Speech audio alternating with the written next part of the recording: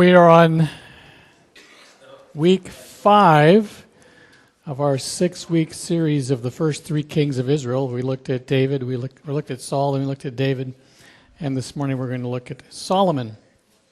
What do you think of when you think of Solomon? Smart, wisdom, wise, wealthy, very wealthy, had a lot of wives. What's that? Lots of horses. Yeah, lots of chariots and horses. Had the largest kingdom that was ever ruled by Israel. What are some of the stories that that come to mind? You can recall any of the, the baby story. Know the baby story? Yeah, well, there were 2 babies. One died, and the 2 mothers came, and each claimed the living child was theirs. And you remember the story? And he offered to separate the child and give it to each of them. There's another very important person that came to visit him, Queen of Sheba. We don't know where Sheba was. It was either in Ethiopia, Eastern Africa, right along the coast of Africa, or down on the peninsula of Arabia, perhaps where Yemen is. But interesting.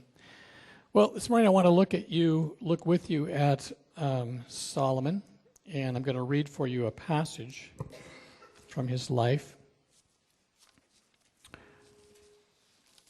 Really interesting circumstances that led up to him actually ruling. His mother was Bathsheba, and Bathsheba and David had a somewhat tumultuous beginning, as you may recall. But David had promised her that her son would be king, and so Solomon was. So I'm going to be reading from 1 Kings chapter 3, if you want to follow.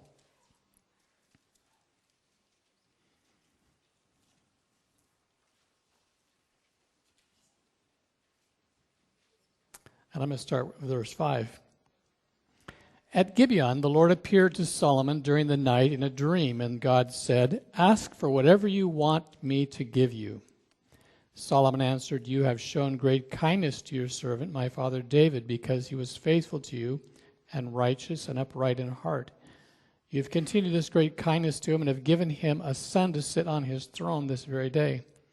Now, Lord my God, you have made your servant king in place of my father David, but I am only a little child." He's about 40, by the way. "And do not know how to carry out my duties. Your servant is here among the people you have chosen, a great people, too numerous to count or to number.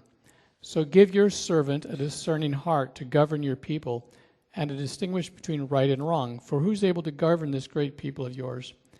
The Lord was pleased that Solomon had asked for this, so God said to him, "Since you've asked for this, and not for long life or wealth for yourself, nor have you asked for the death of your enemies, but for discernment administering justice, I will do what you have asked. I will give you a wise and discerning heart, so that there will never have been anyone like you, nor will there ever be.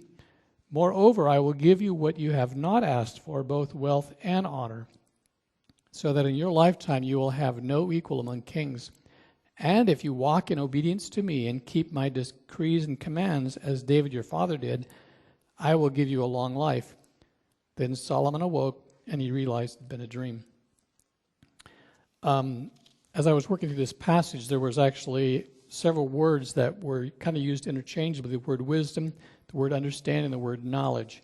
And I put together a copy, I should say, a article off the internet that sort of gives you the Hebrew root of each of those 3 words. If you want to pick up a copy, there's some out in the foyer there.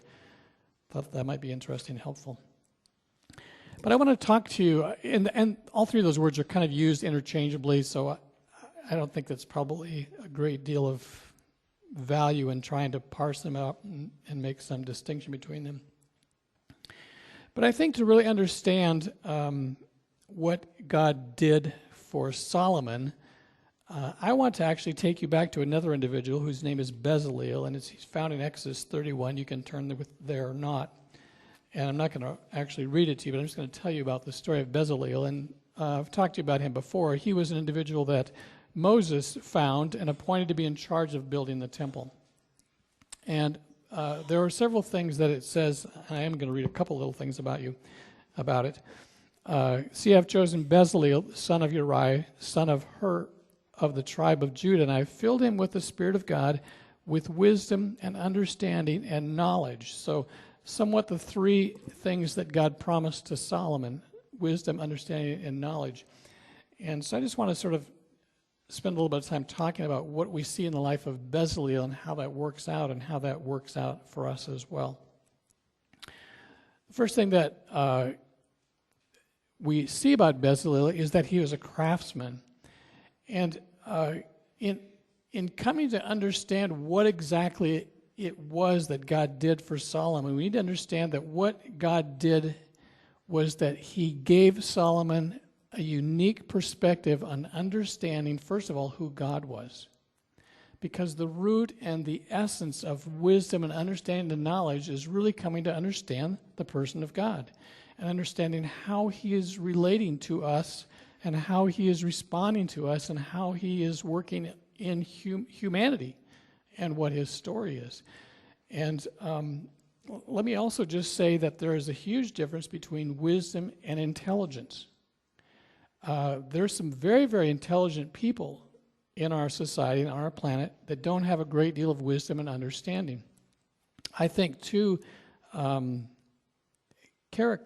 caricatures of that, say that, you know what I'm saying, are, if you've ever watched the English show Doc Martin, or Dr. House. If you've seen Dr. House, he's a person of incredible intelligence, but he has very little wisdom and understanding as to how humanity works and how social skills work. And he's the person you'd want to know, you'd want to have on your side if you were sick, but not if you needed someone to counsel you. And so understanding and wisdom are entirely different than intelligence. And the difference between someone who is savant and an idiot is only a few points on the intelligence scale. Intelligence is simply the mental ability to ascertain and to retain facts. That's basically all it is, and to assimilate the facts in some sort of order. And in our society, we put that on a huge, huge scale. That someone who's a lot of intelligence, then they must have more value than anyone else. In reality, the Bible says that it's much more valuable to be a person of wisdom and understanding. And it doesn't take a great deal of intelligence to be a person of wisdom and understanding. The Bible makes it very clear that that's something which comes out of our relationship to God. It grows out of the relationship to God. So you don't have to have a high school diploma to be the wisest person in your peer group and to have the greatest understanding. And that's been so true throughout history. My grandmother's a great illustration of that. I don't know that she ever finished junior high, and yet she was a little small woman, about this tall, amazing understanding and wisdom. People would come to her for counsel. Incredible person. But her relationship to God was incredible, amazing. She spent hours every day on her knees with God. The first thing about Bezaleel, I think, that in his growth of his understanding of God is that he came to understand who he was, that he was a person who had specific gifts and abilities, and he came to appreciate that, and he came to understand God through himself. One of the things I often realize is I look at my hands, and I see my Father in my hands. And not very many other things about me I see my Father, but I do in my hands.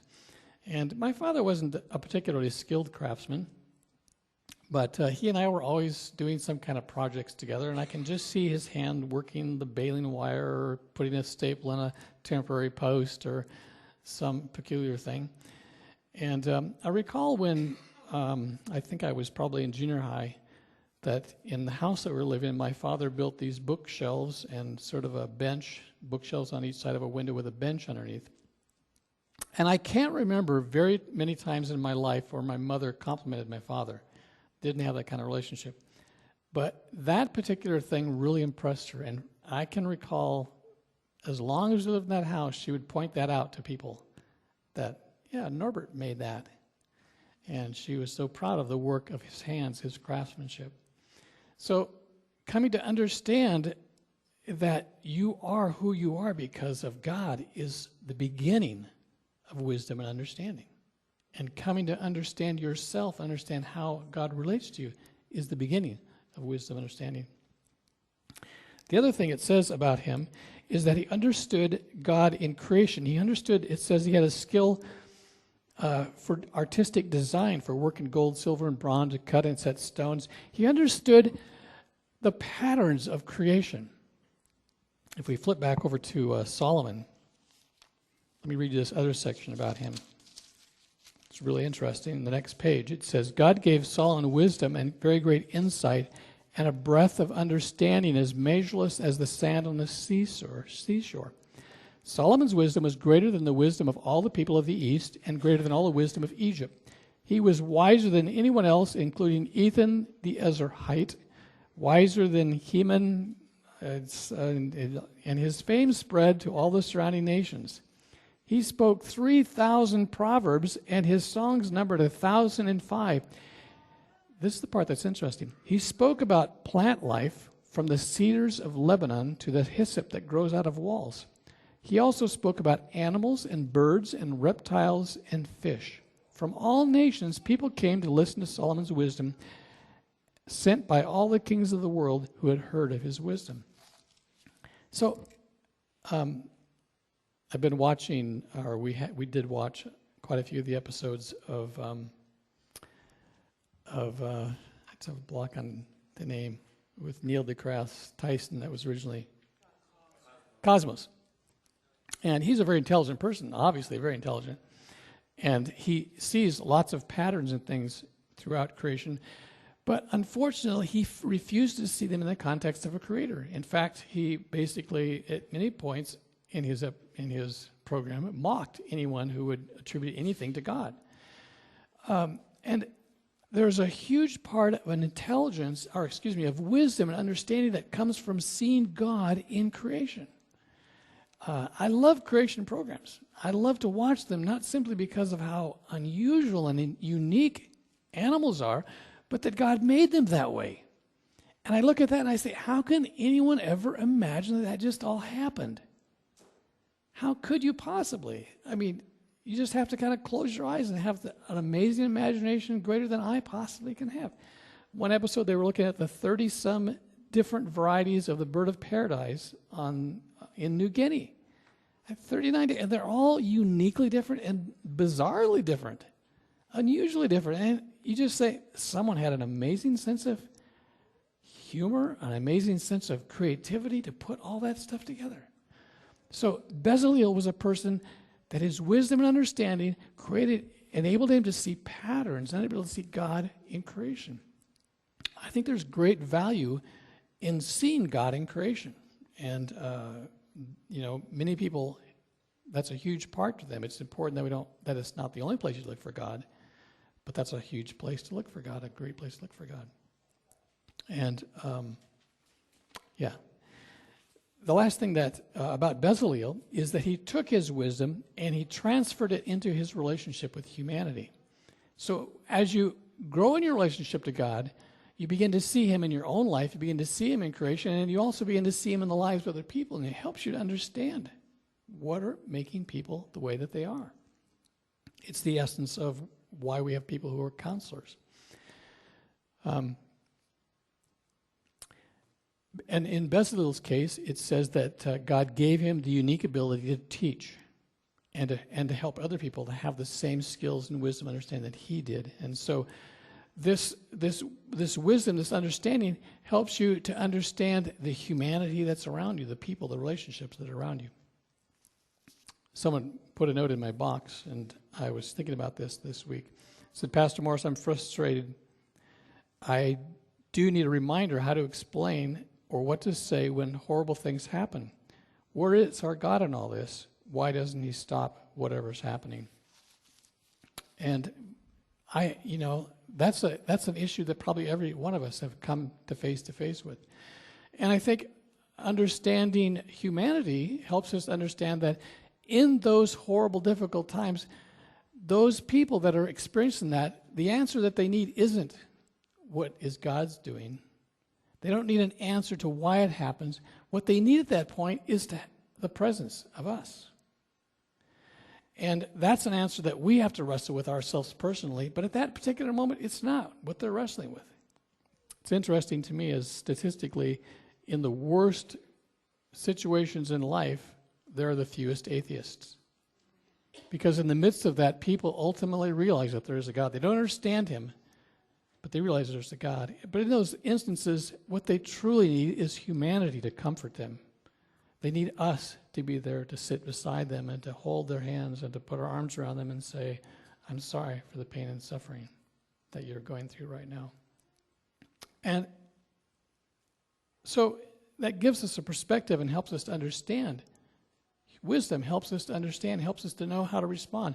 A couple weeks ago, I mentioned to you about the employment counselor who was working with the lady at Vineville Place and who was about to quit her job, and she helped her to understand the situation and completely turn things around. That's a great illustration of how wisdom helps us to help other people and helps us to provide insight into our own lives and our own circumstances as well. All of those things come from a passionate relationship to God. All those things grow out of our growth in God and our wisdom, our understanding of who God is, understanding who God in creation is, understanding who God in his people are. They grow, and that is something that God says is available to all of us. When Jesus said, greater things you will do, greater things you will experience, he meant that even of Solomon. That level of wisdom and understanding is available to us because of our personal relationship to God. And that is cultivated and built through our time spent with him.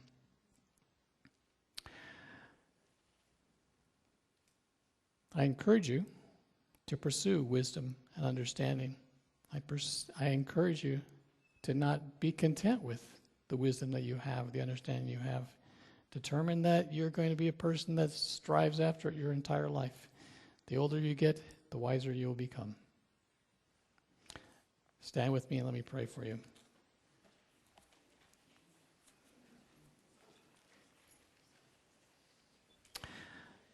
Father, thank you for the community that we are in. Thank you for the experiences that you provide for us to see you in life and ourselves and creation and one another. And I pray, Father, that we would be men and women of incredible wisdom and understanding, that we would have the heart and the mind of Solomon, and that you'd bless us with those same blessings that you gave to him. Amen.